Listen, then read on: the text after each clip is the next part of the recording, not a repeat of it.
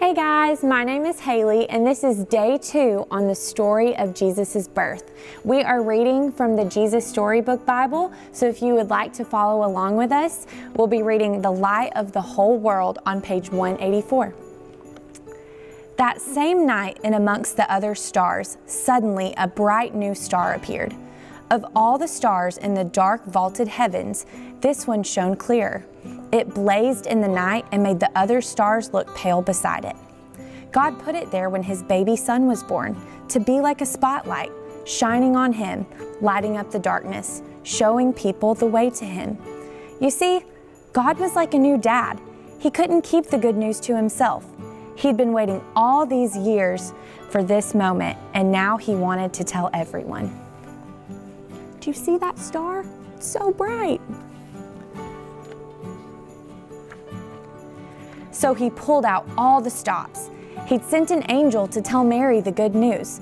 He'd put a special star in the sky to show where his baby boy was. And now he was going to send a big choir of angels to sing his happy song to the world. He's here, he's come, go and see him, my little boy. Now where would you send your splendid choir? To a big concert hall maybe? Or a palace perhaps? God sent his to a little hillside outside a little town in the middle of the night. He sent all those angels to sing for a raggedy old bunch of shepherds watching their sheep outside Bethlehem. In those days, remember, people used to laugh at shepherds and say they were smelly and call them other rude names, which I can't possibly mention here. You see, people thought shepherds were nobodies, just scruffy old riffraff. But God must have thought shepherds were very important indeed, because they're the ones he chose to tell the good news to first. That night, some shepherds were out in the open fields warming themselves by a campfire, when suddenly the sheep darted. They were frightened by something. The olive trees rustled. What was it? There are the shepherds. See them? They turned around. Standing in front of them was a huge warrior of light, blazing in the darkness. "Don't be afraid of me," the bright shining man said. "I haven't come to hurt you.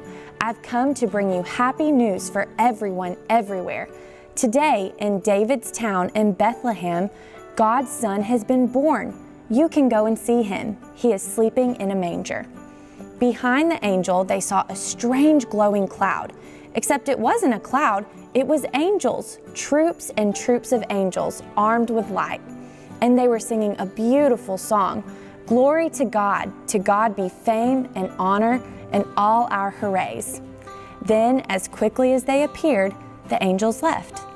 The shepherds stamped out their fire, left their sheep, raced down the grassy hill through the gates of Bethlehem, down the narrow cobble streets, through a courtyard, down some steps, past an inn, round a corner, through a hill, until at last they reached a tumble-down stable. They caught their breath. Then quietly they tiptoed inside. They knelt on the dirt floor.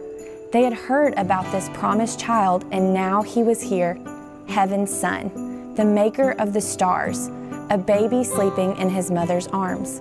This baby would be like that bright star shining in the sky that night, a light to light up the whole world, chasing away darkness, helping people to see. And the darker the night got, the brighter the star would shine. If you and your family would like to learn more about this story, you can read in Luke chapter 2. See ya!